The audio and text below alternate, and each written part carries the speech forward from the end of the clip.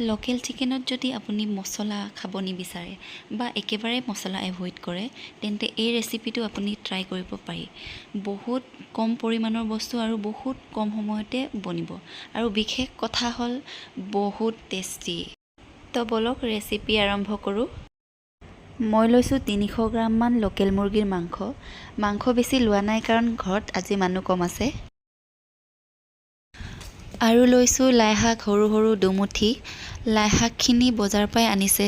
বজাৰৰ পৰা আনা লাই শাক খাবলৈ কেনেকুৱা হয় নেজানিছোঁ আৰু আমিও এইটো বছৰত প্ৰথমবাৰ খাম।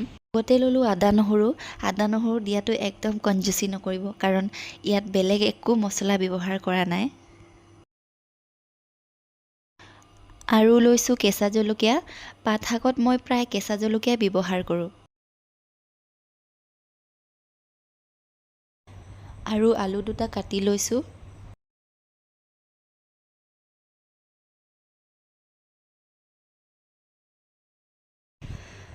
কেৰাহী অলৰেডি পাতি থৈছিলোঁ মই। কেৰাহীত পানী শুকোৱাৰ পিছত মিঠাতেল দিছোঁ। তেল ভালদৰে গৰম হোৱাৰ পিছত আদা নহৰু পেষ্টখিনি দি দিলোঁ আৰু আদা নহৰু কেঁচা গোন্ধ নোযোৱালৈকে ভালকৈ ভাজি লৈছোঁ। এতিয়া দিছোঁ মাংসখিনি দিয়াৰ পিছত অকণমান লৰাই দিছোঁ। তাৰপিছত দিছোঁ নিমখ, হালধি,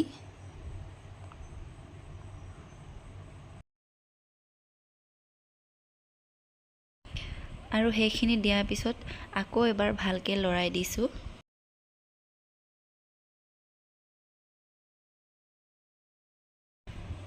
তাৰপিছত ঢাকনিটো ঢাকি পেলাই গেছটো অকণমান কমাই দিলোঁ।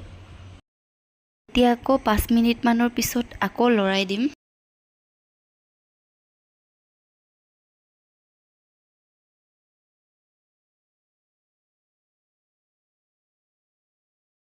এতিয়া কাটি থোৱা আলুখিনি দি দিছোঁ।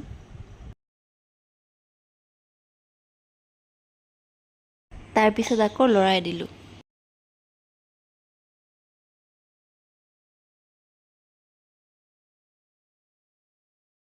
আৰু এইফালে পানী উতলি আছে। এইখিনি পানীকে মই চব্জিত দি দিম। মাজে মাজে পানী অলপ অলপ দি পেলাই ভাজি থাকিব লাগে।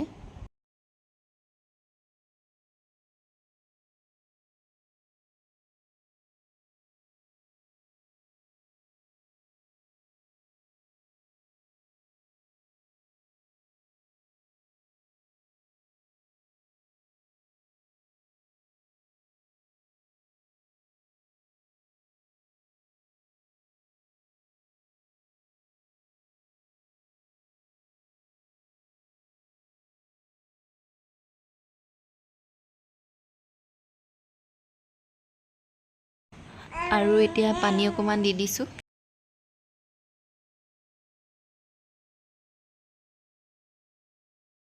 এতিয়া মই একেবাৰে পানী দি দিম। যিমানখিনি জোল লাগে তাতকৈ অকণমান বেছি পানী দিছোঁ কাৰণ পানীখিনি উতলিব লাগিব, নহ'লে জোলখিনি কম হৈ যাব। তাৰপিছত দিছোঁ লাই শাক আৰু কেঁচা জলকীয়া। আৰু একেবাৰে লাষ্টত দিছোঁ আদা নহৰু। আৰু এতিয়া অকণমান উতলালোঁ। মাংসখিনি সিজি যোৱাৰ পিছত এতিয়া কেৰাহীৰ পৰা উলিয়াই দিলোঁ। এয়া লাই শাক লোকেল চিকেনৰ ৰেচিপি ৰেডি। যদি ভিডিঅ'টো চাই ভাল পালে মোৰ চেনেলটো ছাবস্ক্ৰাইব কৰি দিব।